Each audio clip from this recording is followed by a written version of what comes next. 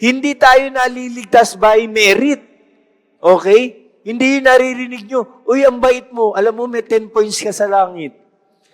Tapos isang araw, nagloko, uy, alam mo, -2 ka na. O 8 ka na lang sa langit. Hindi ganun ang salvation natin. Hindi ka gumagawa dahil by merit. Uy, gagawin ko to. Kasi +1 ako sa langit. Okay? +2 ako sa langit. Okay? Hindi ganun po ang salvation natin. Okay? Dahil sa pakikipag-isa natin kay Kristo Jesus, ay nilikha niya tayo para sa mabubuting gawa at inihanda niya nung una pa man upang gawin natin. Mga kapatid, doctrine to ha?